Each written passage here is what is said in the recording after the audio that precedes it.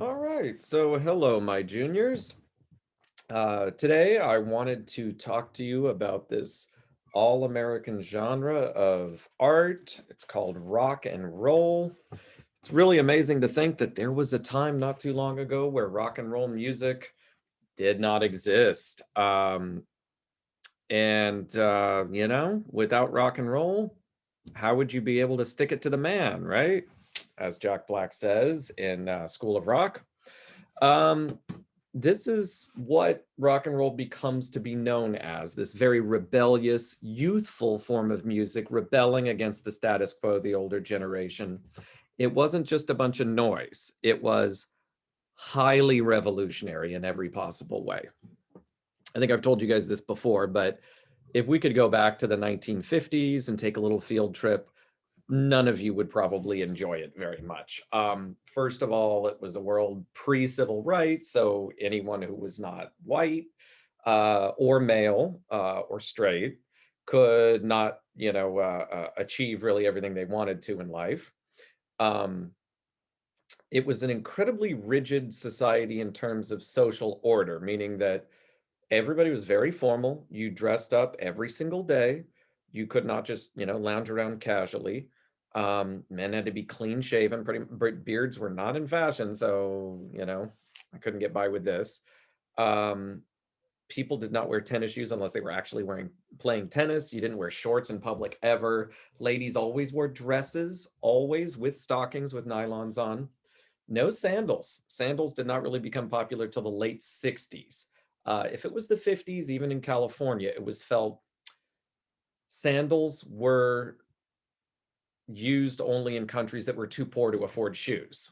My mother had fights like this with her mother. Like, Mom, we're from California now. They moved there in the 50s. My mother was about 8 years old and said, all of my friends are wearing sandals at work. And my grandmother told her, you should have some self-respect. You're not some peasant from Asia or India or China. You are a wealthy American, and you should wear closed-toe shoes all the time. The 60s was going to knock all this down, basically. And of course, all things sex were heavily censored. There was only 3 TV stations. Movies were censored just as much as TV was. Uh, there was no hint of anything sexual at all, really, anywhere. Then rock and roll came, and they started pushing back against this very rigid system in every possible way. The racism of the era, the sexism of the era, the stifling social control. Rock and roll was a great way to sort of stick it to the man. So you have your rock and roll assignment where you read the Rolling Stone article about the history of rock and all the meaning of it. And so that's kind of a traditional read the article, answer the questions. This one should be a bit more fun because we're actually going to listen to some music today. Okay. So the first song on my list to listen to, if you're under the rock and roll music assignment, is The Ballad of Davy Crockett. So let me bring this up for you.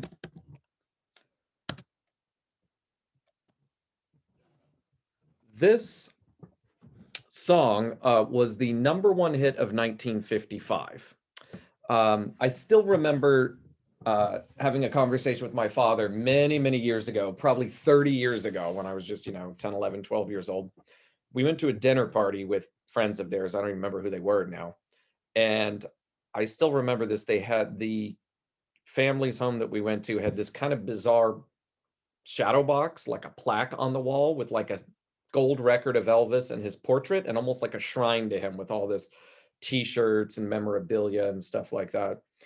Uh, and I looked at that and I just said, this is eerie. That's really weird. Like, it's almost like some people worship, God or Jesus Christ in their homes, and other people are worshiping Elvis. And then I asked my dad on the way home, I said, what is it with your generation and Elvis? I don't understand the fascination. It made no sense to me. And so my father got me home and he said, son, let me give you a little lesson. And so he played for me this song, The Ballad of Davy Crockett. This was the #1 song for 1955, the year before Elvis broke on the scene. And you'll hear the song in a moment, but it's pretty awful. It's not a very fun song.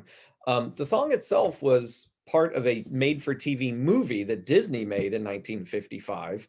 called The Ballad of Davy Crockett. And it was just a movie about his life, kind of a biopic. Certainly they took several liberties with it. But the song took off like wildfire. It was a huge hit. If you've seen the movie Back to the Future, which is a wonderful movie from my childhood, the song is playing on the jukebox when Marty first goes back in time and he goes to the diner and he meets his own father who's like in the diner. If you listen, the song on the jukebox is The Ballad of Davy Crockett, because when does Marty go back in time? November 1955, just before Rock Around the Clock, the very first rock and roll song, comes out. And so like nobody's heard of rock and roll yet. It's very boring and tranquil and bland, and that song's playing. So let me play it for you. Let me see if I can cue up the lyrics here. I think they don't quite match with the lyrics don't quite match with the song because there were different versions of it, but that's okay. We can do the best we can here and follow along as best we can. So here we go. Ballad of Davy Crockett.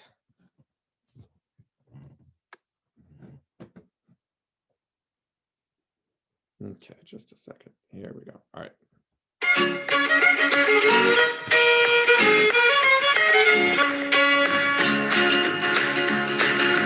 Born on a mountaintop in Tennessee, green estate in the land of the free. Raised in the woods, so he knew every tree. Killed Tim the Barb when he was only 3. Davy Crockett, king of the wild frontier. Fought single-handed through the Indian War till the Creeks was whipped and the peace wasn't sure. While he was handling this risky chore, made himself a legend forevermore. Davy Crockett, king of the wild frontier.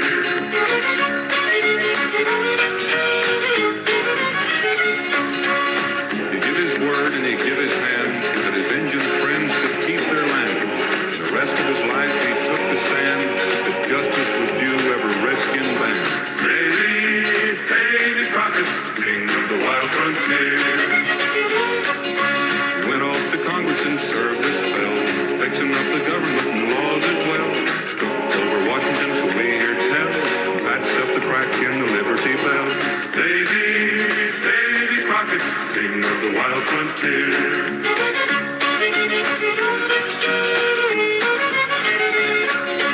When he come home, his politicking done, the Western March had just begun. So he packed his gear and his trusty gun and lit out grinning to follow the sun.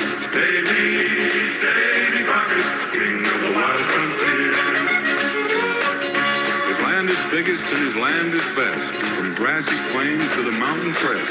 He's ahead of us all, meeting the test, following his legend into the west.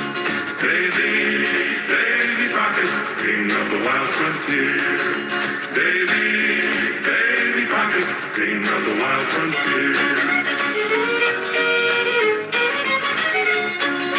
King of the wild frontier. All right, so my father played me this record. We had an old turntable in the 80s and 90s.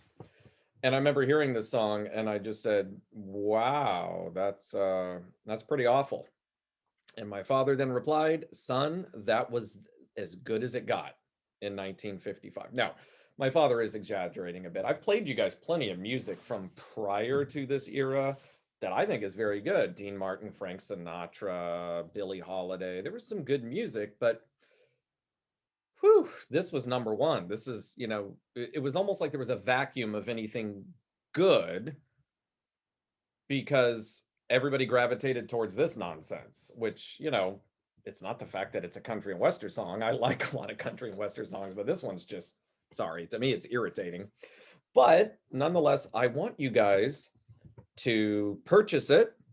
And when we return to school, I want you to have your windows down, sound blaring when you roll up to school. You'll get so many looks. You'll just be the coolest kid in school. Ballad of Davy Crockett. Make your own little Spotify channel with this. So let's look at our questions. So what are some of the details of Davy Crockett's life. So you can go ahead and Google the lyrics now and stop this. You know, he it says he was born on a mountaintop in Tennessee. I don't think that's probably true. Maybe in a cabin that was in the mountains in Tennessee. They have this weird phrase there where he fought a bar single-handed. That's kind of a weird Western way of saying a bear. They say bar instead of bear, but supposedly he fought this bear single-handed. He goes to Congress, patches a hole in the Liberty Bell. There's this whole thing that's, today we would say it's fairly offensive, where he talks about Native Americans, calls them Injuns, and the Injun friends could keep their land. You sort of cringe today. You go, geez, they really didn't care back then. Well, if you guys have watched some movies from the 50s, Westerns very much in the 50s portrayed the white man as the civilizer and, Native Americans as savages and violent and everything. They never had a Native American actor play a Native American. They were always played by dark-skinned Italian Americans or Jewish people who had that kind of, Mediterranean style, olive-colored skin. All kinds of problems with that today, but that was the 50s. That was still the attitude that the West was this, wonderful time period, that the cowboy and the cavalry soldier were these wonderful civilizing presences. And in the music, it reflects that too. Davy Crockett was this hero, right? The tone and pace of the song. It's kind of mid-tempo, it's upbeat, there's a violin in it. It sounds like something you could dance to at a hoedown or a square dance party, right? If I were ever to go to such event. How would you describe this genre of music? To me, this is kind of country and Western, bluegrass. I don't know what you want to call it, but it's not my personal cup of tea. But that was it. Understand, that was the #1 hit. That was as good as it got before Elvis. So when my father told me that, he then put on Elvis, and you could hear, and I always liked Elvis, but I grew up in the 80s and 90s when rock and roll had evolved so much beyond that, and there was so much energetic music. And so I was like, oh, okay, he ushered in a generation of new music. Now, to be fair, really, rock and roll music was it was a genre of African American music, essentially. Elvis is what you would call a crossover star. There had been this genre of music, rhythm and blues, around for a long time. It, kind of a stronger backbeat was added to it later, a little faster pace to make rock and roll. But really, it was Black artists who pioneered this. The problem was always the racial barrier, is that no promoter of a record company wanted to have a Black artist because the majority population in America is white. Okay, today it's about 70% white, but in the 50s, it was about 90% white. And you had to sell to white audiences, and white audiences were still not very comfortable with a Black artist, unless it was Nat King Cole, clean cut with clean cut music. Rock and roll is going to be a wild and crazy form of music. And so therefore, it was more appealing to have this white crossover artist. So I don't want to give Elvis all the credit. He was borrowing a lot. Today, we would call it cultural appropriation. But nonetheless, that hillbilly could sing. He could sing really, really well. And I call him a hillbilly. He's from Tupelo, Mississippi. And so, he was young. He was a 19-year-old truck driver, moved to Memphis, Tennessee, was not doing much, but he could sing, and he would go in the recording studio and he would, record these kind of, today you would call them rockabilly songs. So I can play you like a little bit of one of them. In 1954, Elvis had a pretty good hit. It wasn't a #1 record, but it was pretty good. But it had the beginnings of what today you might call rock and roll. The song is called "That's All Right, Mama." Technically, it's a country and Western song, but you could hear like, okay, that's a little different. It's got a strong backbeat. There's a little more to it. And then again, today they call it rockabilly or something like that. Okay, let's see if I can get some lyrics to this. Lyrics are always important, right? You guys pay attention to the lyrics of songs? Most of us don't.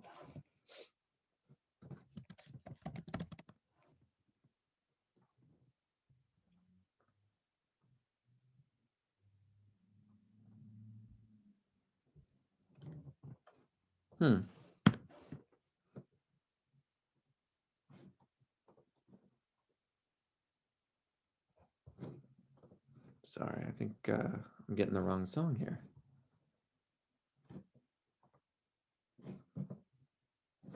Okay, well, maybe it's right. We'll check it out here. So here we go. That's All Right, Mama. 1954, Elvis Presley, young kid, 18, 19 years old.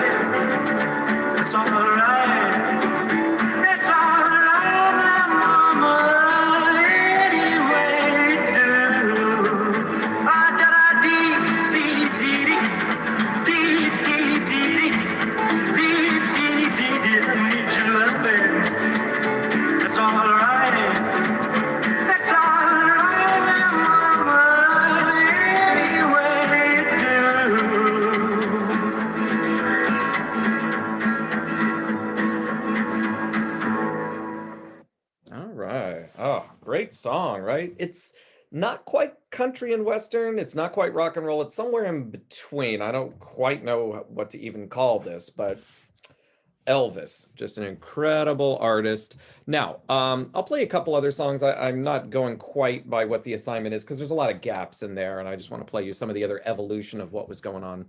Some historians say that Bill Haley and the Comets' Rock Around the Clock was the first rock and roll song. I'll play you a bit of that in a minute. Some people go back the year before and say 1954, same year as That's All Right, Mama. There was a song called Shaboom. Let me see, it's by the Chords. You might recognize the song from the movie Cars. It's where Lightning McQueen and Sally like finally, you know, take this sort of tour of Radiator Springs, and it's at night and everything's like fixed up and stuff like that. So let me play you a little bit of that one. The Chords, Shaboom. Actually, let me cue up the lyrics too.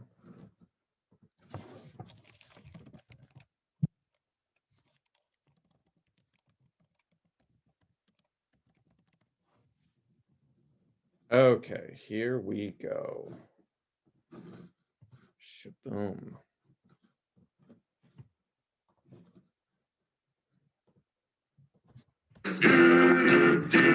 Shaboom, life could be a dream if I could take you up in paradise up above. If you would tell me I'm the only one that you love, life could be a dream. Sweetheart, hello, hello again. Shaboom, and open we'll meet again. Boom, ding dong, ding dong, lang, lang, lang, hum, whoop, whoop, dip, a bib, a dip. Oh, life could be a dream if only all my precious plans would come true. If you would let me spend my whole life loving you, life could be a dream, sweetheart.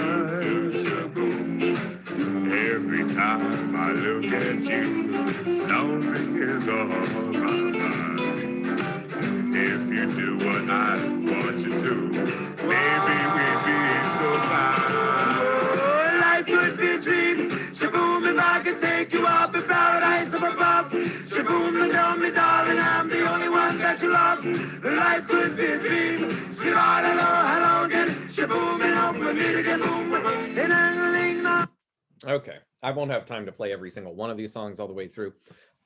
Maybe you recognize that from the movie Cars. Now, here's the thing. From the very beginning, rock and roll, if you consider this rock and roll, there's elements that there is that electric guitar in there, but it is, many people might say, well, this is really more of what you might call doo-wop. Doo-wop was almost like a rhythm and blues type music of the 1950s. I'll play a couple doo-wop songs later. This kind of straddles both genres.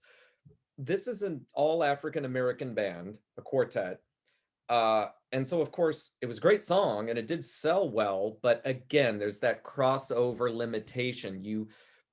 It's kind of like today, where a lot of times we ask the question, why is it that like white actors often will play minorities, but not vice versa? Like you don't, right? Like you see Scarlett Johansson, I think she played like an Asian person. She played a Japanese woman in Ghost in the Shell. Emma Stone played a Hawaiian person in this Aloha movie. Yet you don't see it the other way around, right? You don't see minorities playing white actors or just minorities starring as much. The reason for this, by and large, is that throughout the world, audiences, for whatever reason, will go and see white actors in a movie rather than, minority actors.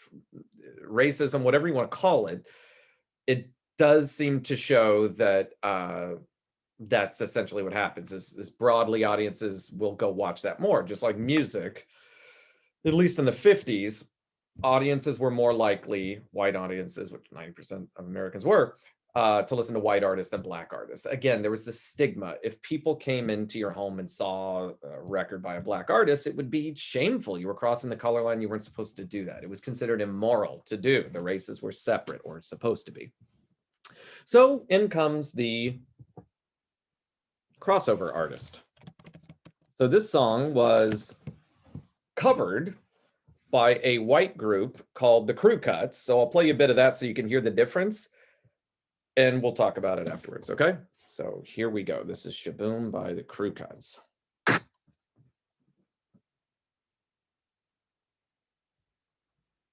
All right, here we go. Ding dong, a lang, a lang, a lang. Boom, ba-do, ba-do, ba-do, ba-do. Oh, life could be a dream if I could take you up in paradise up above. If you would tell me I'm the only one that you love. Life could be a dream, sweetheart. Hello, hello again. Shaboom, and hoping we'll meet again. Oh, life could be a dream.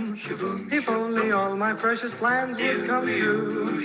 If you would let me spend my whole life loving you, life could be a dream, sweetheart.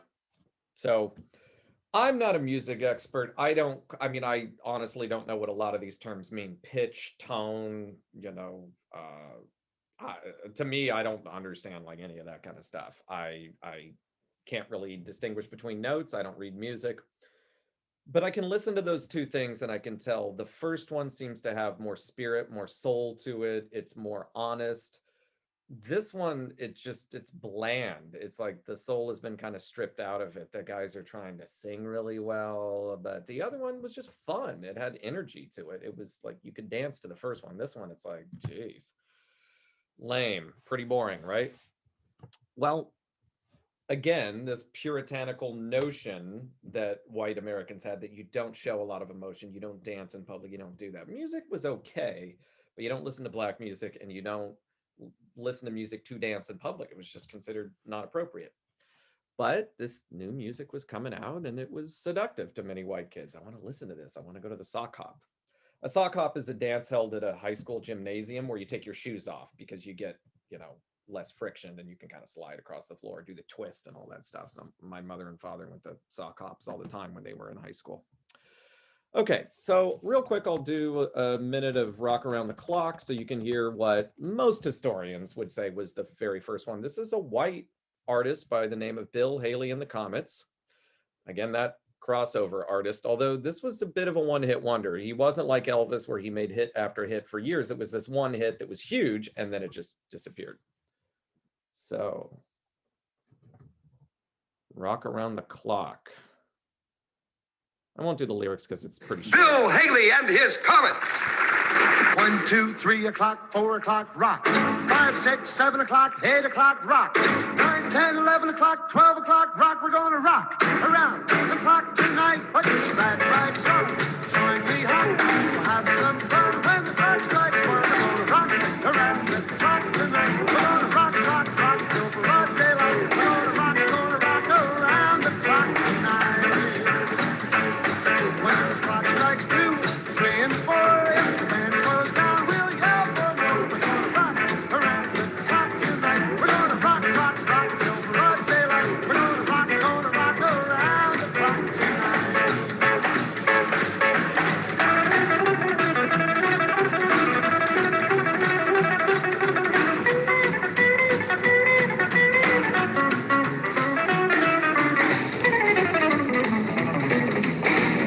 Okay. So you can definitely hear a difference there. I mean, the song is, I think it's a great song. It's energetic. And I tried to share my screen a little bit there so you guys could see, like, those white kids were dancing. They were having fun, which you guys have to understand how revolutionary that was. That just was never done before.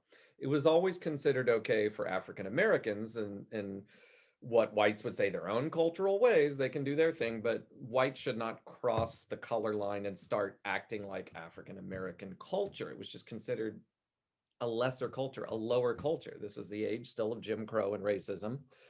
And so even if you were just listening to music that was in the style of Black music and dancing, it was just like, no, even if you were dancing with all white people. So this shocked a lot of parents. They did not like this at all.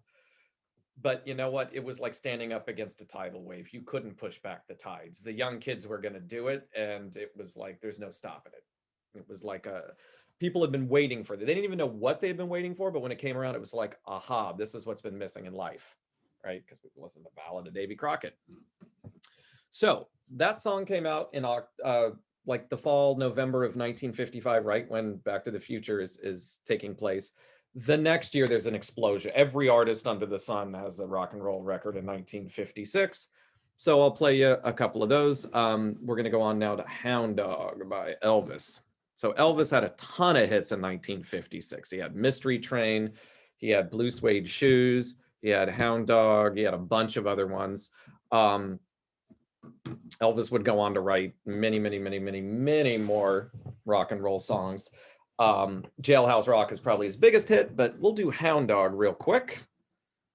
Let me bring the lyrics up. Hound Dog.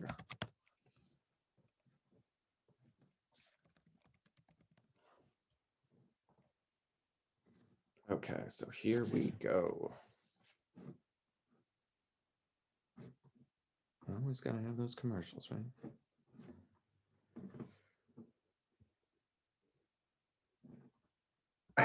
For $5 off your next 5 orders, use promo code BURGERS. You ain't nothing but a hound dog, you cry all the time.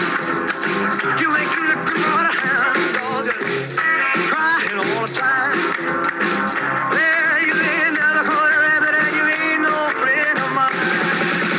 Well, they said you was high class. Well, that was just a lie. Yeah, they said you was high class. Well, that was just a lie. Yeah, you ain't never caught a rabbit and you ain't no friend of mine. You ain't nothing but a hound dog, crying all the time. You ain't nothing but a hound dog, crying all the time. Well, you ain't never caught a rabbit and you ain't no friend of mine.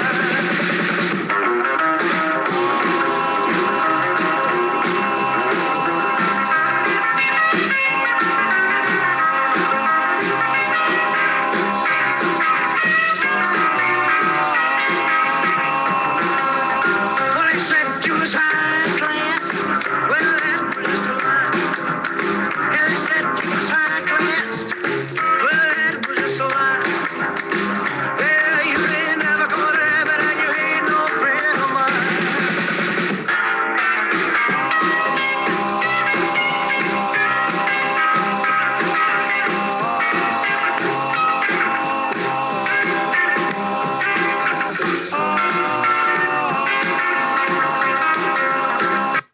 Okay, That's enough. You guys get the picture. So let's go back to our question. So this is Hound Dog. So what's the song about?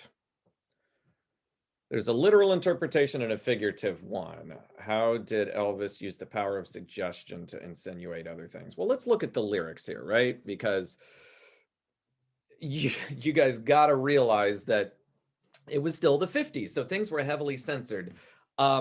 Cardi B could not exist in the 1950s with her very explicit lyrics and songs and stuff like that, right? I used to give this lecture before, and I would like pick on other artists like Flo Rida, right? Like a lot of songs today, they're not even clever about how they try to bring sexuality into the conversation. In the 50s, you had to be very clever because you had to talk in code. Everything was so heavily censored. Most things were metaphorical, right? So this is not even that sexual. It's just about a romantic relationship here. And the singer is saying that you ain't nothing but a hound dog. The literal interpretation would be referring to an actual dog, but it seems like the male singer here is referring to a woman that he was in a relationship with.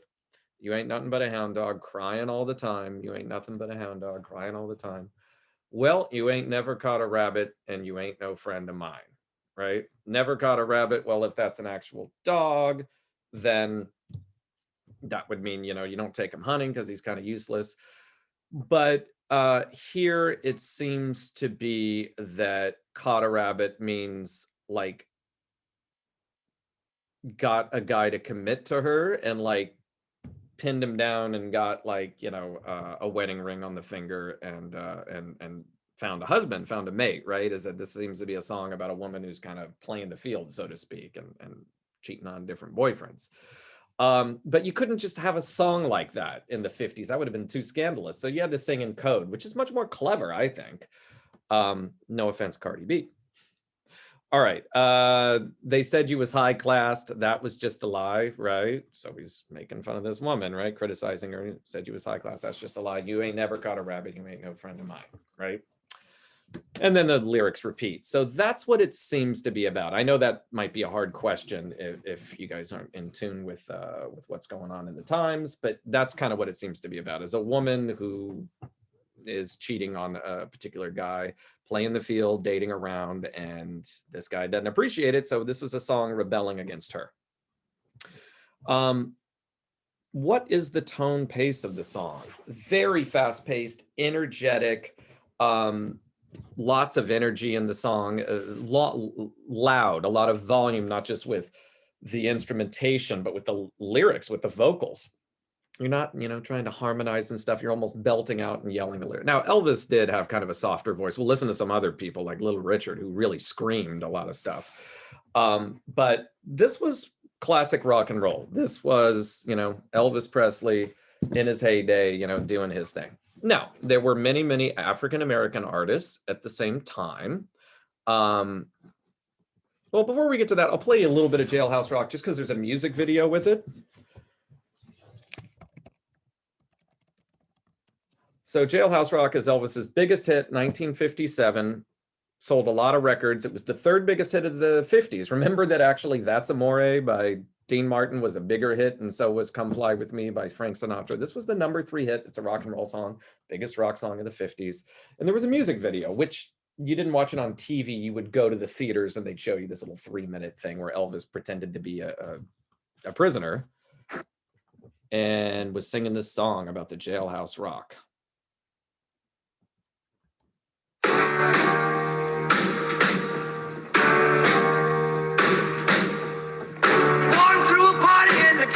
Jail. The prison band was there and they began to wail. The band was jumping and the drum began to swing.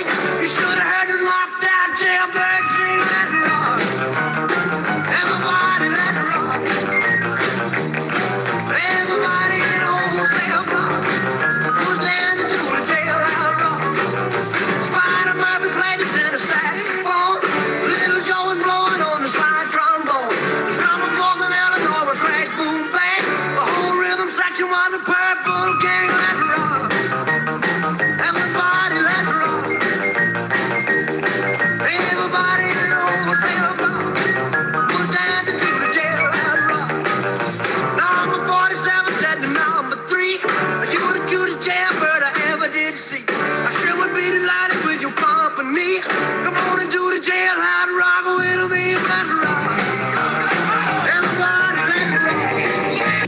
All right, so that's Jailhouse Rock.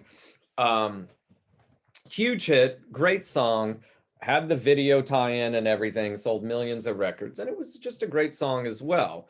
So Elvis was huge. He was making a lot of hits, but he had his competition cut out for him. There were several other artists. One of the classics, this was actually very sad. I taught this lesson about this time last year, like, you know, kind of right before we were going to go to break. And just 2 or 3 months later, this artist, Little Richard, actually passed away that year. So it was like, oh my gosh, he was like the last of the original rock and rollers. Remember, Elvis died even before I was born in 77 or 78. I was born in 79. Yes, he did die. I know a lot of people say, oh, I saw Elvis like last week at the laundromat, right? There have been sightings of Elvis ever since he died. Little Richard lived to be something like 88, 89 years old and just passed away.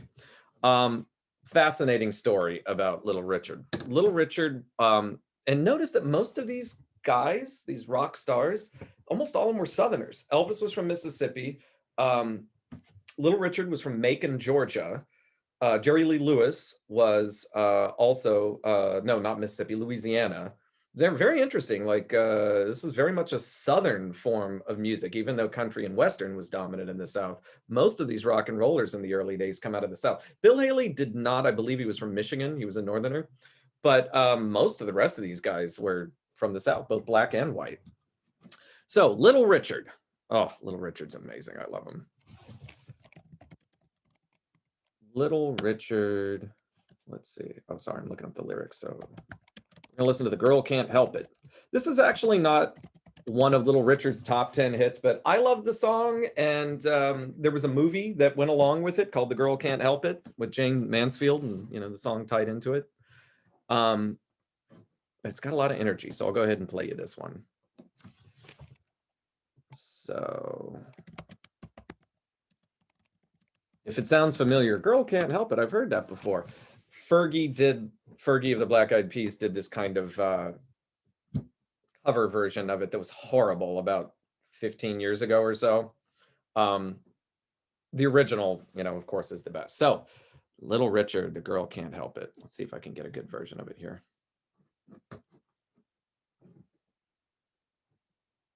So here we go, Little Richard. Can't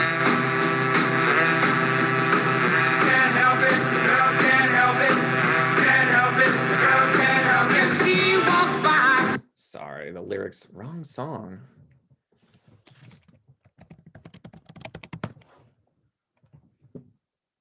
There we go. All right, one more time. Can't help it, the girl can't help it.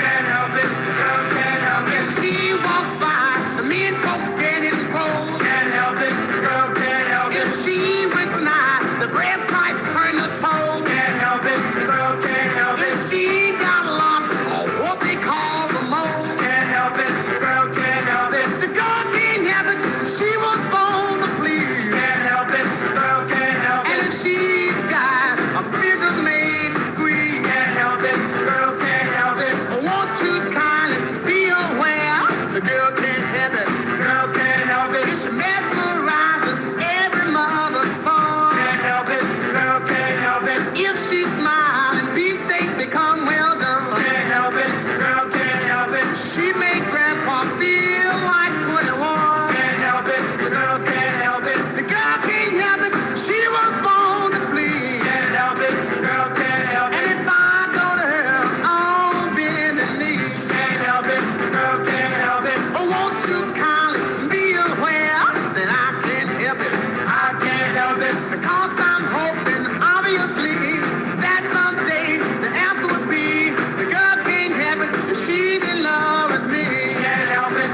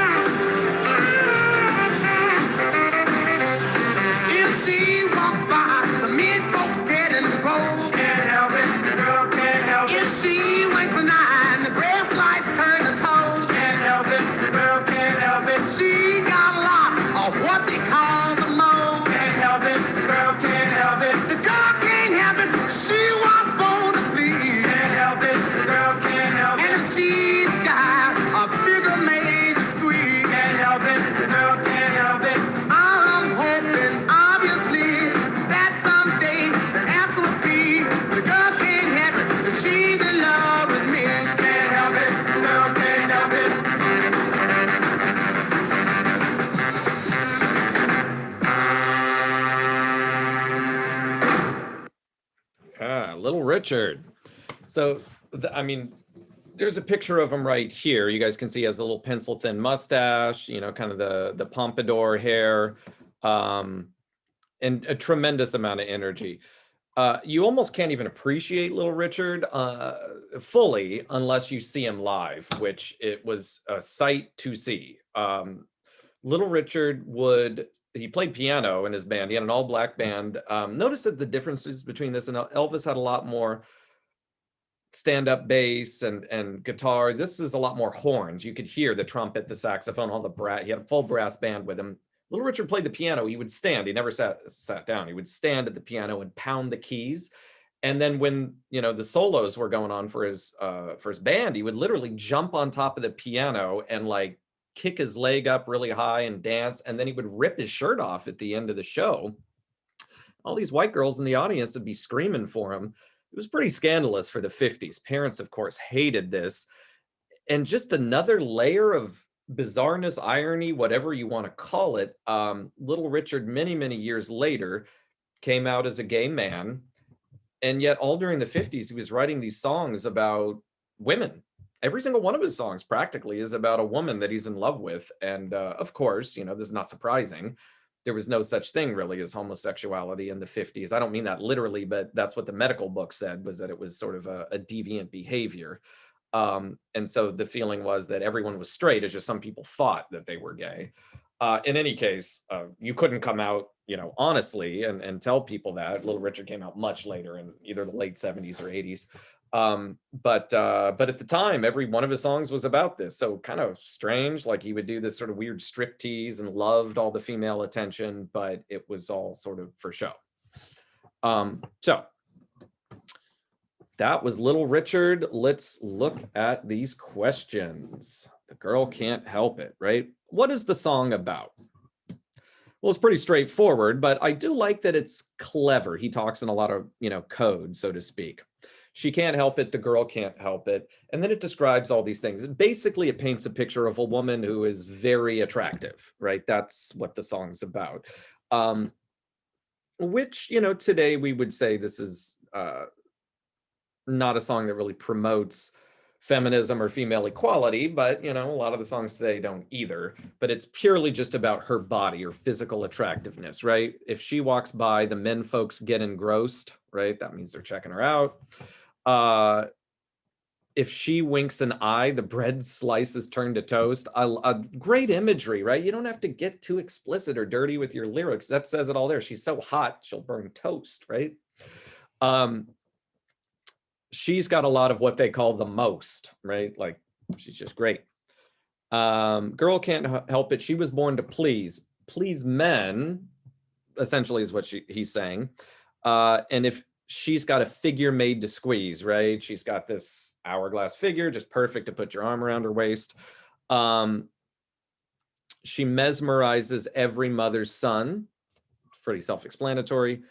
If she smiles, beefsteaks become well done. This seems to be a variation on the toast one up here. She's so hot that she can cook a steak, you know, from 20 feet away.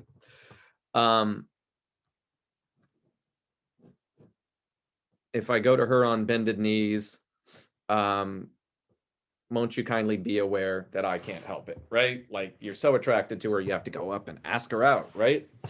So, this is The Girl Can't Help It. This was actually a B-side, believe it or not. This was not the #1 single that he was trying to sell on this, but I like the song so much, I'll play it. But I'll play a little bit of his other stuff, not the whole songs, of course, because we could do this for hours and hours. But just to get you a feel for Little Richard. So here's Long Tall Sally.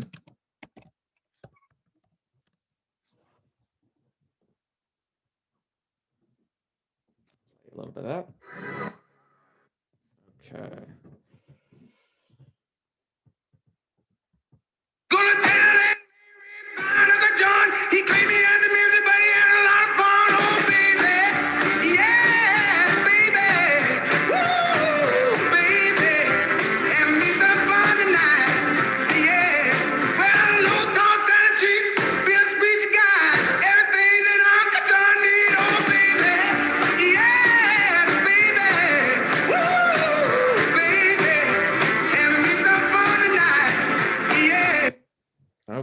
Okay, so I mean, look at that picture. He's just screaming at the top of his lungs, right? He's got his little pencil-thin mustache, his pompadour, little bouffant hairstyle, and screaming out as loud as he could with loud energy behind this song. It's a very, very energetic song. He did a lot of other hits too. So that's, and listen to the song. Most of the songs are about, a woman that's just perfect, right? This is about Uncle John, but long, tall Sally, long, tall means that she's just, she got long legs and she's tall and attractive. And she's got everything that Uncle John needs. Oh, baby, right? He's singing about this incredibly beautiful woman. Okay, some other Little Richard songs. So you got Lucille. Every single song about a woman, right? It's going kind of slow here.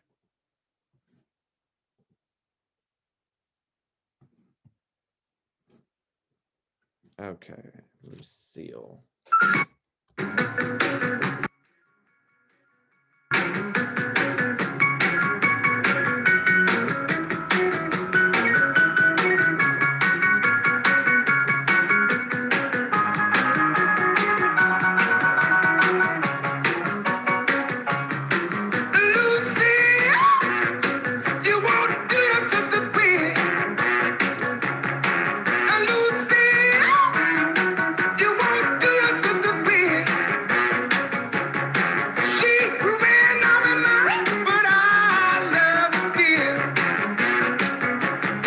Okay.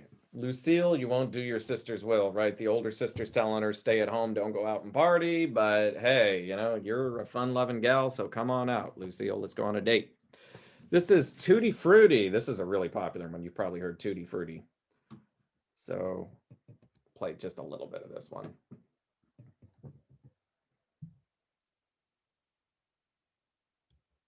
Womp bam loom bam blam bam bam tutti frutti, oh Rudy, tutti frutti, oh Rudy, tutti frutti, oh Rudy, tutti frutti, oh Rudy, tutti frutti, oh Rudy. Oh womp bam loom bam blam bam bam. I got a girl named Sue. She knows just what to do. I got a girl named Sue. She knows just what to do. She rock to the east. She rock to the west, but she's the gal that I love best. Tutti frutti, oh Rudy. So I'm sure you guys have heard that song before. I hope you have. Again, a song about a woman, Rudy. So what he's saying is this woman, Rudy, dumped him, treated him badly for some reason. And he's saying, I don't care because I can go out and get all these other women, right? I got a gal named Daisy. She almost drives me crazy. I got a gal named Sue. She knows just what to do. So tutti frutti on Rudy. I don't need her, right? Little Richard used a lot of black slang in his songs. A lot of white folks were like, wop, bop, a loo, bam, balop, bom, bom. What does that even mean? Like, that's meaningless, right? They thought there were codes in there. They thought that this would, make their white children talk in slang and jive and everything. And so lots of fears about Little Richard. But he was wonderful. He was wonderful, an all-American hit. And what I love the most about Little Richard is for decades after he was no longer famous, he would give interview after interview where he basically would say, I was the best of all of them. Elvis stole everything from me. I was way more talented. Every black artist like Ray Charles and Stevie Wonder, he was like, I was the first original, black artist before all those guys. He was very much into the braggadocio, which he would fit right in with, American pop culture today, right? Everybody's singing about how they're the greatest of all time. And so Little Richard was very much of that ethos. So I love Little Richard. He's great. Now, real quick, I want to show you another version of these covers. We did the Shaboom one, right? We did the Chords, who were the African-American band. Then we did the Crew Cuts, the white version. I want to play you another one. So this is Fats Domino. Not his real name, but But this was a hit from 1955, so we're going to go back a year. Is this actual rock and roll? Fats Domino said, no, this is just a rhythm and blues song, but it was played on rock stations as well. But it's a great song, and then I'll play you the white cover version after it so that you can hear it, right? So this one's called Ain't That a Shame.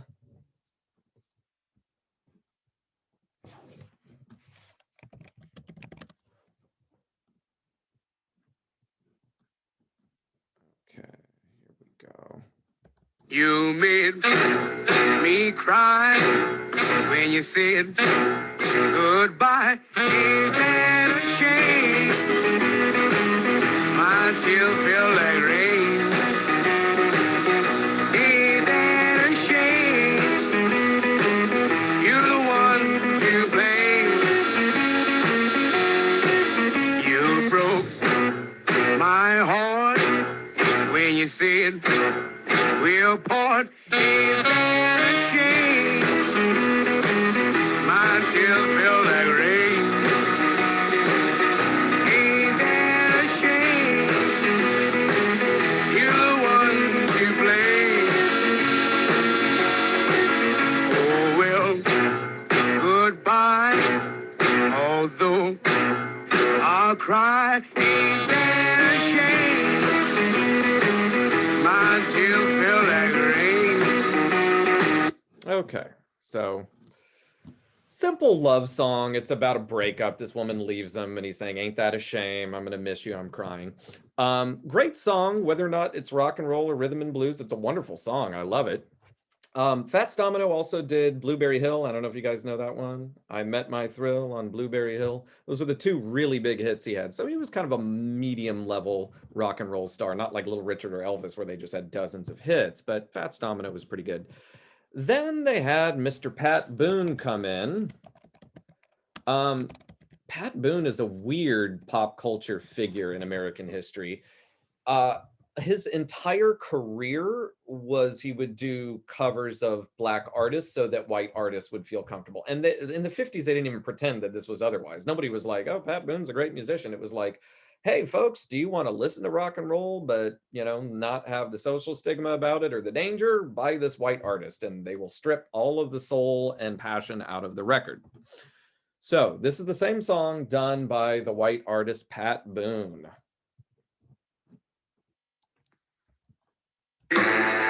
Me cry when you made me cry when you said goodbye. Ain't that a shame? My tears fell like rain. Ain't that a shame? You're the one to blame. You broke my heart when you said we'll part. Ain't that a shame? My tears fell like rain. Ain't that a shame? You're the one to blame. So again, I'm not the music expert. I can't tell you why this version is different. And it's hard for me to kind of home in on it. But it lacks the raw emotion, the passion, the soul, whatever you want to call it. Even though Pat Boone was a great singer, like his voice is good, he's singing it in not the rock and roll style. I don't know what's going on with this. Really, the saddest part about this is white folks that bought this and listened. And by the way, the white cover version always outsold the original version. It's a weird thing now is that we look back and we go, oh, Little Richard, you know, Tutti Frutti, that was a huge hit. Actually, Pat Boone's version way outsold the Little Richard version.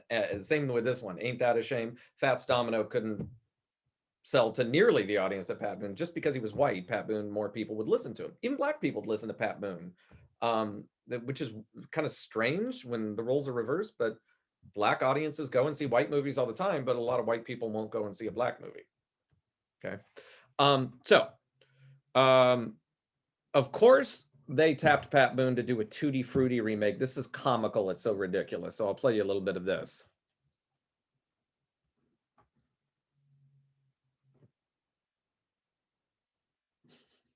Oh my God, I haven't seen this before. You guys got to see this. Hold up. It's pretty funny. See that? It says, like pouring cream into coffee, Pat Boone lightened and sweetened R&B. I would say rock and roll, but still, that's pretty funny. That's, you know, he was the white cream that went in the coffee that kind of deadened the real strong taste of it. So that's a great metaphor. I love whoever made this video. And he made a smoothie out of Tutti Frutti. So here we go. A cross-Canada hit parade debut, jumping into 10th position this week, Tutti Frutti. And here to sing it in person is the man who made it a hit, one of America's greatest recording stars, Pat Boone. Tutti Frutti, all Frutti, Tutti Frutti, all Frutti, Tutti Frutti, all Frutti, Tutti Frutti, all Frutti, Tutti Frutti, all Frutti. I got a gal, named Sue. She knows just what to do. I got a gal named Sue. She knows just what to do. I've been through the east, I've been through the west. She's the gal that I love best. Tutti Frutti, all Frutti, Tutti Frutti, all Frutti, Tutti Frutti, all Frutti. Whew. Amazingly bad. Sorry, everybody's a critic, especially Mr. Osborne, but it's just comically bad. I mean, really, really bad. This is like when you see these parodies where like an old lame white person like me will like do a cover version of a rap song, like a gangster rap song, and you laugh at how whatever lame it is, you know. No one was laughing at Pat Boone at the time. Black folks were, certainly, you know, some people liked it, but white folks love this stuff. And again, it was almost sad that the people that listened to this thought that this was rock and roll because they never actually heard the originals because they just weren't willing to cross that line. Now, there were some people that just wouldn't do that. Probably, well, definitely the radio station that really pioneered this, I forget the name of the station, but it was in Cleveland, Ohio. If you guys don't know, the Rock and Roll Hall of Fame is in Cleveland, which is rather weird. Cleveland is not a very nice American city, but it had the first radio station that unapologetically played the original black versions. Alan Freed was the DJ there. He tried to pioneer this music and promote it to the world. And he made an agreement that he would never, ever play the white cover versions, and he didn't. Although that's one station. Most of the other radio stations were afraid to play the original black music. They didn't think white audiences would listen to it. They didn't care about the purity of the music. They were just trying to make money and appeal to white audiences and not rock the boat. But slowly, people started to go ahead and cross that line and listen to it. Let me play for you Johnny Be Good by Chuck Berry. So this is 1958. We're moving along. If you've seen Back to the Future, you've heard this. Marty McFly plays it at the end. Here we go. This is a great song. Johnny Be Good. Bring up the lyrics for you.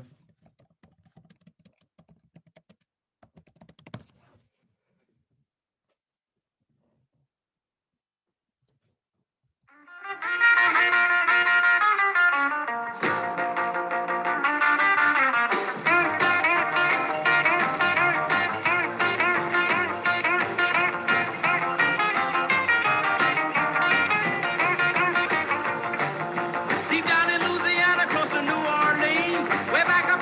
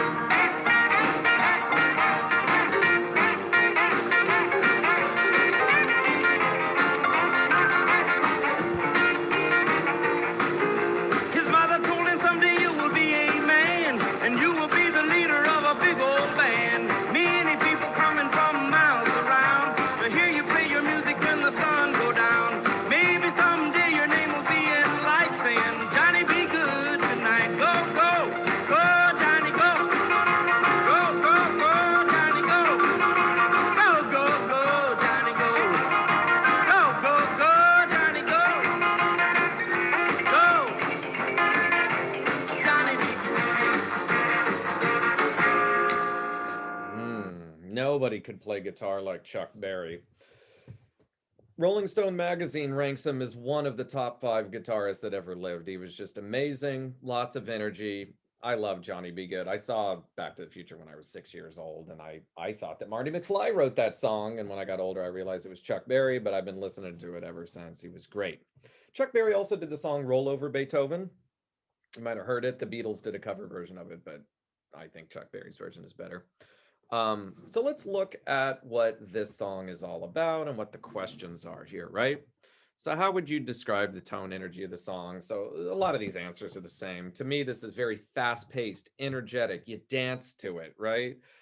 You swing your partner. You're doing, big lifts and stuff like that. Instrument do you hear? I definitely hear an electric guitar in that song, drums, kind of traditional rock and roll music. What is the song about? Now, this is where we get into another theme of rock music. I told you a moment ago that almost all of these people were Southerners, Chuck Berry included. I forget which state he was from, I think Louisiana. But almost all of these artists were Southerners. South is very poor, especially African Americans living in the South are going to suffer from poverty terribly. And this is sort of a semi-autobiographical song, right? It's about a poor kid from Louisiana, had no skills, education, couldn't read or write, but could play a guitar very, very well. He would sit by the railroad tracks, taught himself how to play, and that talent would lead him out of the South to go play for audiences everywhere. Rock and roll music was the great equalizer. It was a music that poor whites, poor blacks, everyone could listen to, and it could uplift you. If you showed this talent, you could get out of your bad neighborhood, right? Just like a lot of hip hop music, anyway, the stuff that I listened to, in the 90s and 2000s was a lot of, I was from the streets, but now I've made it big. And this was my route out, was through hip hop music. Lots of hip hop songs about that kind of stuff, right? I know 50 Cent has a lot of songs like this. Dr. Dre and Ice Cube have a lot of songs like this. I'm not a big Drake fan, but doesn't he have a song, Started from the Bottom, Now I'm Here, or something like that, where it's very much kind of the same vein, right? That this is a music of the underprivileged, of the poor, of minorities, right? White folks could sing it too, but it was hillbillies from the South. It wasn't these waspy, well-to-do, bourgeois, middle-class Boston people doing this music. It was Southerners who were from the deep South, from impoverished areas, who were singing this music, and it was their ticket out. And it was a great equalizer. So that's Johnny B. Good. What else do we have here, folks? Oh, just one more song. So what is going to happen, very sadly, is rock and roll music that debuts in late 55, explodes in 56, 57, and 58, will effectively die out in 1958. Almost a conspiracy of tragedies happened in 1958 that just killed rock and roll. For a while, it would come back because it's a very potent force, but for a while it did die out. So what happened? Number one, Elvis got drafted. In 1958, after 3 years of touring and making these great songs, Elvis was drafted. And he, like a lot of these celebrities that were drafted, he went to Germany and he played a lot of songs for the troops there. But he was out of the mix for about 2 years. He didn't get out of the army until 1960. And when he did, he was not quite the same. He started doing a lot of movies in 1960, 61, 62, 63. For a while there, Elvis was the highest paid actor in Hollywood, and he couldn't sing. Or sorry, he couldn't act. He could sing like crazy, but he couldn't act at all. When you watch his movies, you're like, God, that guy's terrible. But, they were musicals. The point of the movie was not the plot or the acting. It was that Elvis sang 5 songs in the movie and he was handsome. And so people would go and they'd watch these silly little movies that he made. That was after he got out of the army. But from 58 to 60, just no Elvis. In October of 57, Little Richard was returning from Australia from this world tour that he was doing. And he was looking out his airplane window and he saw like a shooting star go through the sky, but it was the brightest, most powerful thing he'd ever seen. And it really freaked him out. He thought literally it was the hand of God warning him about his wicked ways, because Little Richard was on the road. He was doing drugs. He was sleeping with men, women. He was living this fast lifestyle. Yet he was a Southern Baptist and he thought that God was sending him a warning to stop this. What it actually was the satellite Sputnik being launched into outer space. He saw it, and even though people told him this, he's like, say what you want, I saw the hand of God. So Little Richard quit music for years, and he became a preacher. Now, he would vacillate and do this numerous times back and forth. In the mid-60s, he gave up on preaching and went back to music, and then again, he went back to preaching, and he just did this over and over again until basically the 80s when he finally retired. But he was gone after 1957 for quite some time. It was a good 7-8 years before he returned and started making music. So Elvis, Little Richard, gone. Jerry Lee Lewis, who I didn't play, I'll play you a bit of his music in a minute. God, this guy was a classic rock star, one might say. Jerry Lee Lewis went on a tour of England and was playing music, took his little cousin with him, his 13-year-old female cousin, and while he was in England, he married her and then brought her back to America. And although this was the 50s, this was still considered unbelievably scandalous. He lost his record deal. No one would promote him anymore. And he kind of died out as well. Pretty scandalous kind of stuff, right? So he's gone as well. Jerry Lee Lewis, Little Richard, Elvis. Now, there was a couple of other stars that we just don't have time to play all of them, but Buddy Holly was this great rock star in 1958. Ritchie Valens, who did La Bamba and Oh Donna. I don't know if you guys know that song. And the Big Bopper, who I'll play you the song in a minute. All three of them were going on a world tour in 1958. They got into a little airplane, and the airplane crashed, and all three of those artists died when they were all that was left for rock and roll. They were just about to go on this nationwide tour, and all three of them died. So essentially, you have the heart and soul of rock and roll just ripped out. Just there was almost no one left. Chuck Berry was still around, but that was it. Now, what replaced rock and roll, at least for a while, till about 1964, 65, was doo-wop music, right? A lot of Dion and the Belmonts, the Skyliners, that kind of stuff. I'll play a bit of that in a minute. But rock kind of died out. But like anything else, it rose like a phoenix from the ashes because the music was so powerful and people were hungry for it. It took a 5 or 6 year hiatus and then it came back. Now, I said a lot of stuff I wanted to play for you there. So I'll play a little bit of Jerry Lee Lewis just so you can. So he did Great Balls of Fire and a whole lot of shaking going on. Might have heard that before. So here's Great Balls of Fire.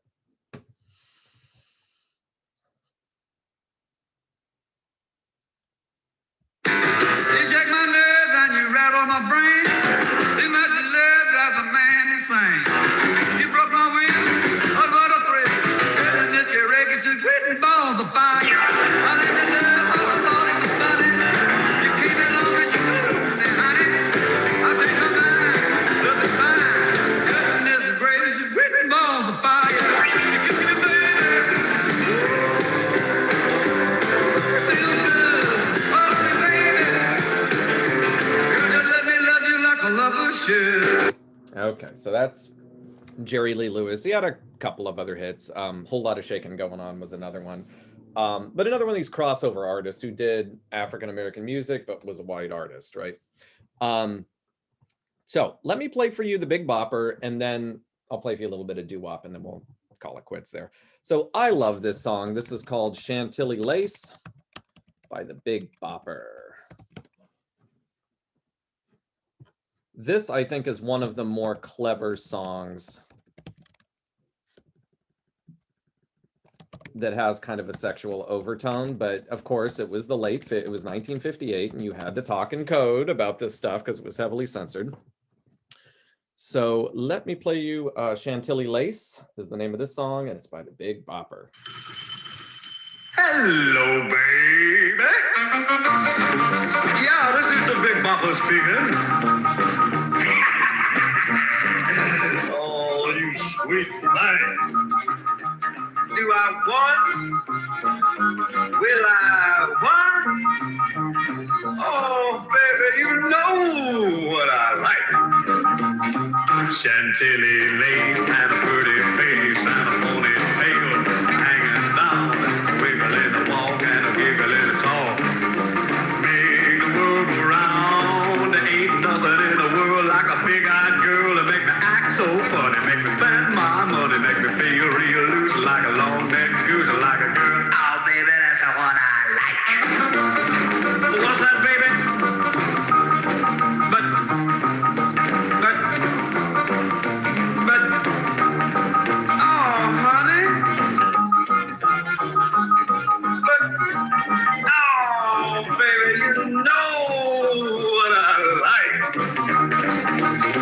Chantilly lace had a pretty face and a ponytail hanging down, a wiggle in the walk and a giggle in the talk. Lord, make the world go round, round, round. There ain't nothing in the world like a big-eyed girl to make me act so funny, make me spend my money, make me feel real loose, like a long-necked goose, like a girl. Oh, baby, that's the one I like. What's that, honey? Pick you up at 8, and don't be late. But baby, I ain't got no money, honey. Oh, all right, honey, you know what I like. Chantilly lace and a pretty face, ponytail hanging down, a wiggle in the walk and a giggle in the talk. Lord, make the world go round. There ain't nothing in the world like a big-eyed girl to make me act so funny, make me spend my money, make me feel real loose, like a long-necked goose, like a girl. Oh, baby, that's what I like. All right. This song is so much to say about this song. This song is incredible. First, probably should have said this before the song, but the conceit, the style of the song, the motif of it is that you probably figured it out. It's a guy calling up his girlfriend for a date, but you don't hear what she says at all. You just hear him on one end of the phone and what he's saying. That is one of the more clever things to do because, like so many artists, they wanted to insinuate the idea of sex, but you couldn't say anything. This way, it's all left up to your imagination. Whatever she's saying is something interesting, but we can't hear any of it, right? Now, to me, for 1958, this song is absolutely filthy because it implies all kinds of stuff, but you never actually hear anything, right? Real quick, I wanted you to see the picture. So this was the cover of the record that you would buy. It's very suggestive, right? Here's the Big Bopper. He's on the phone. He's got his guitar. He's talking to his girlfriend, and here she is, right? It looks almost like she's nude there. She's all done up. She's getting ready for a night on the town, but not really wearing any clothes. Look at the expression on their faces, right? She's got this seductive look. He's got his eyes wide open like, oh my gosh, what are you talking about? Pretty risque for 1958. You know, a lot of people nowadays, they look back and say, wow, the 60s, it just exploded on the scene and there was like no warning. Whoever says that did not live through the 50s, because despite what we think about the 50s, about being humdrum and boring, all of this was bubbling under the surface. It just, you couldn't come out and explicitly say it, but artists were pushing the envelope every day, all the time. And maybe they were asleep when they were playing the Big Bopper Chantilly Lace. Even the name of the song, Chantilly Lace, right? This girl's wearing her nightgown, right? Or lingerie or whatever, waiting for her boyfriend to pick her up. And look at the lyrics, right? Well, let's look at the questions first, and then we can look at the lyrics. So, Chantilly Lace.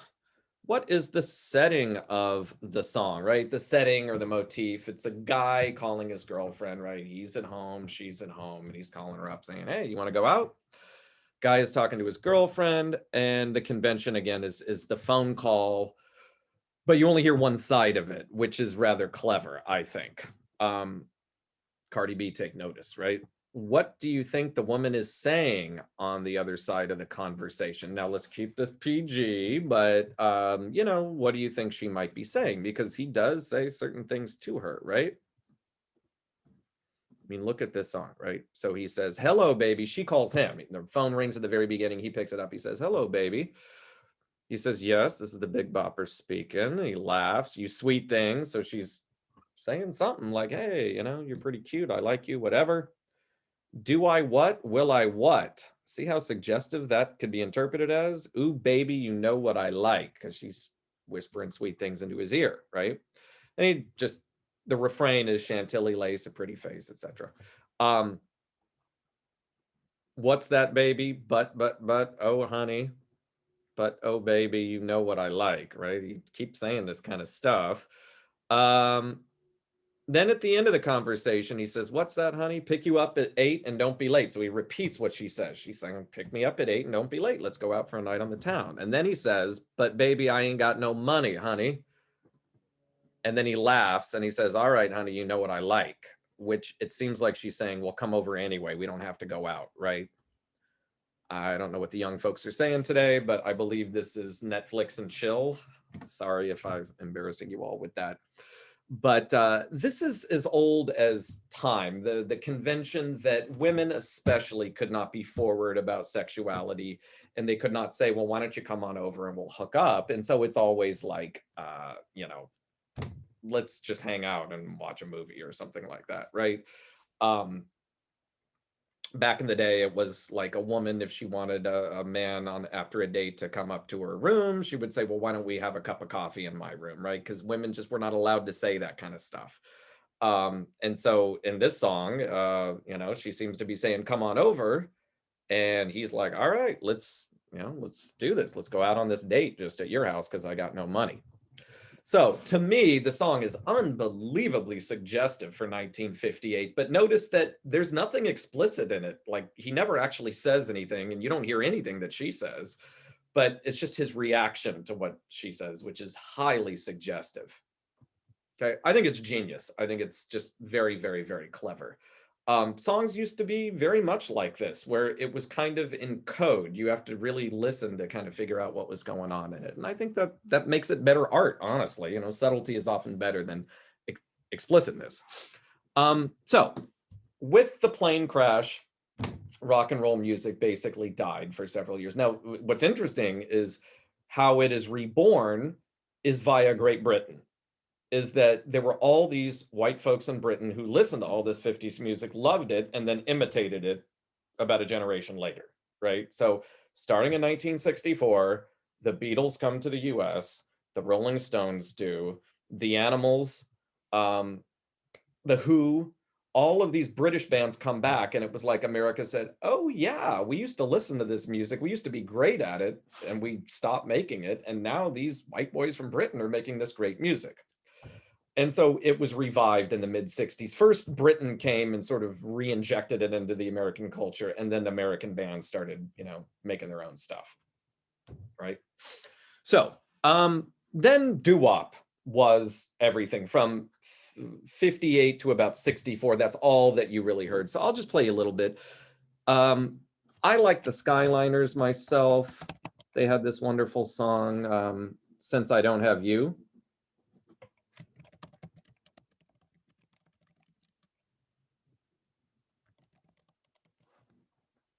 Got to make sure I don't do the Guns N' Roses version because there's a couple swear words in that one, in the lyrics. So here we go. Skyliners, Since I Don't Have You. This is doo-wop. This is not rock, but it's still great music, I think.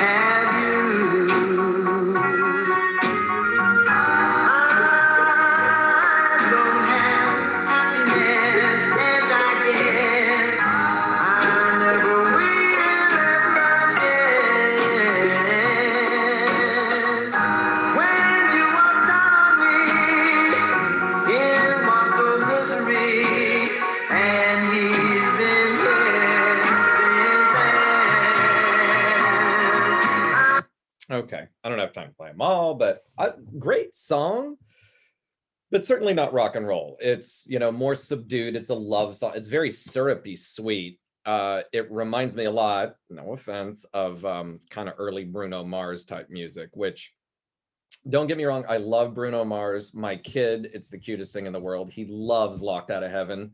I'm very glad he doesn't know what the song's about. You guys don't know what it's about. You never read the lyrics. And he loves it, right? When Bruno starts singing, hey, hey, hey, and then he grunts, oh, like my kid loves doing that, you know, when we're singing in the car and stuff like that. But when you listen to some of this Bruno Mars stuff, Just the Way You Are, or the one he did for the Twilight soundtrack, I forget that one, the name of it anyway, but If You Ever Leave Me, Baby, leave some morphine by my door, because it'll take a whole lot of medication. And it's just a song about how heartbroken he is, and you're just like, dude, Bruno, pick yourself up off the floor, man. You're an international star. There's probably other women around. What's wrong with you? It's, you know, I know he's singing probably in character as a guy who's not famous, but still, it's like syrupy sweet stuff like this. Like, this is literally a song, Since I Don't Have You, There's No Point in Living Anymore. It's like, gosh, this is syrupy sweet. Give me rock and roll, right? That was a lot more risque. It was about the thrill of love, the thrill of romance, the thrill of sex. This is like heartache and stuff, but it's still good music. Then you got the Platters and The Still of the Night. That was a huge hit.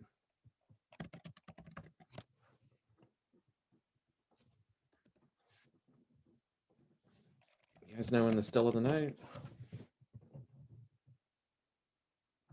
I know probably I lost half of you when you're like, wait, the questions are all done. Do I have to listen to this guy anymore?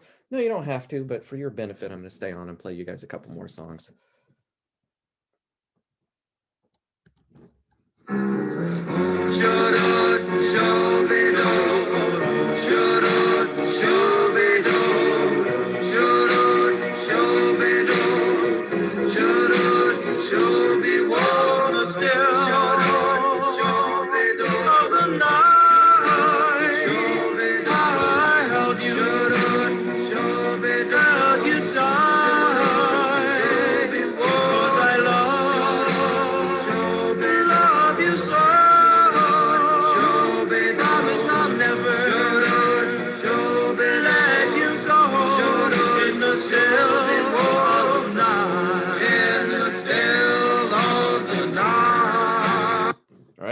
Great song, but again, syrupy sweet. It's like, oh geez, just, you know, it's there's no danger to this. It's a very safe song, which rock and roll was much more dangerous, right? But nonetheless, I do love the song. Play a little bit of Dion. Dion was a guy who was a bit edgier, but did a lot of this doo-wop kind of stuff. So Dion had a number of hits. He was great. White guy Dion and the Belmonts, but very much influenced by black music. Probably his biggest hit was Run Around Sue, which was again about a woman who, you know, cheats on her boyfriend, and this guy's, you know, saying that she's terrible and everything like that. So he's telling the story about Run Around Sue. She runs around with other men.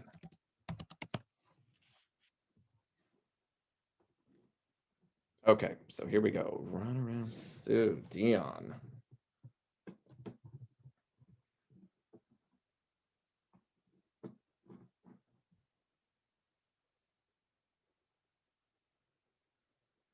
Here we go. Use promo code BURGERS. Here's my story, it's sad but true. It's about a girl that I once knew. She took my love, then ran around with every single guy in town.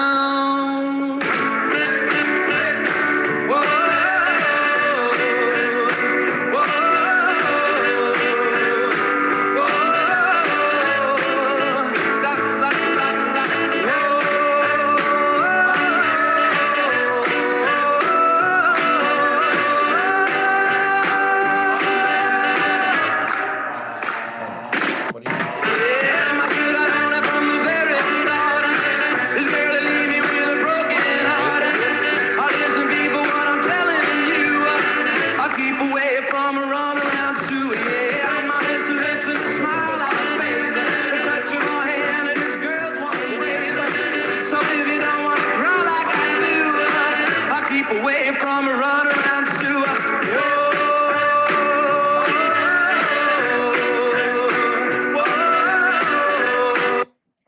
had to have a little cameo from my kid.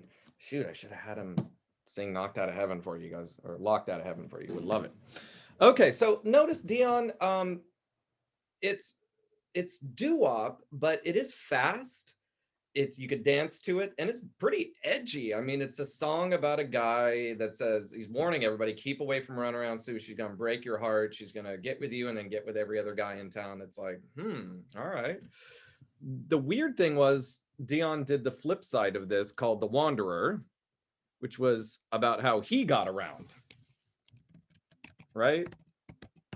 Which that was pretty risque too. Again, like, you know, in the 50s, most people were virgins when they got married. Most people married very young, and they married because it was like, well, you can't take that next step until you're married and we're ready. So we're 20, let's go get married, right?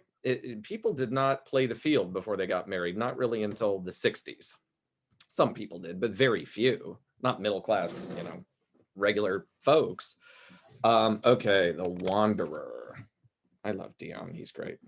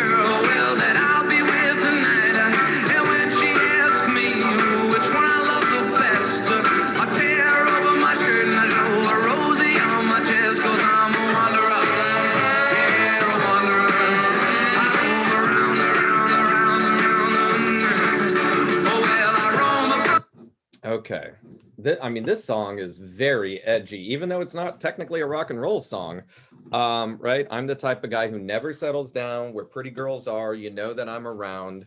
I kiss them and I love them because to me, they're all the same. That's pretty scandalous right there.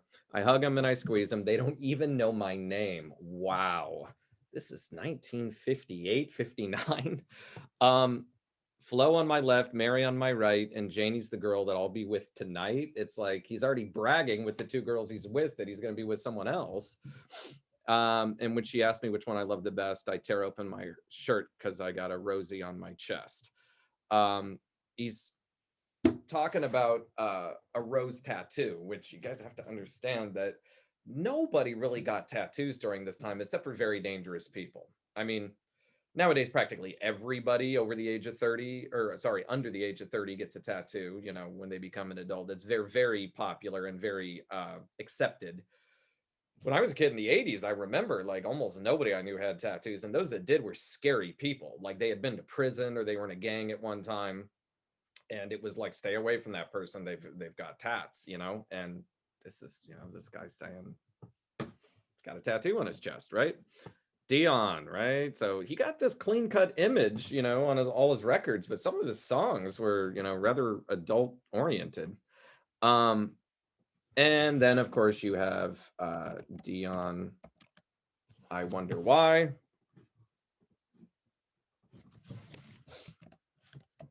And we can call it quits after that. If you're still with me, I don't even know who's listening at this point, but you know, hey, if you like music and history, you're here just for the love of music, right? All right. Dion and the Belmonts.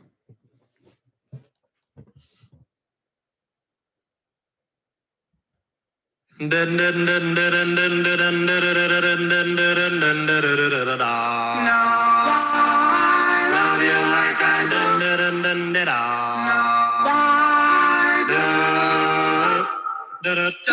why I love you, don't know why I care. I just want your love to share. I wonder why I love you like I do.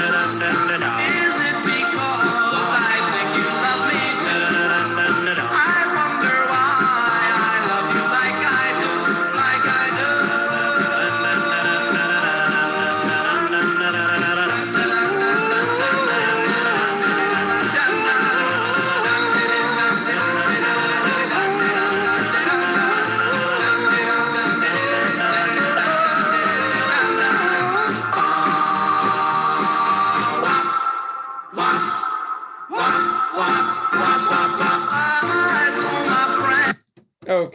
So that's doo-wop.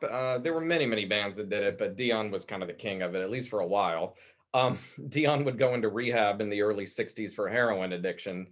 Not even 30 years old yet, and he was a pretty hardcore heroin addict. So living that rock and roll lifestyle, even 60 years ago, you know, that the lifestyle kind of goes with the music, I suppose.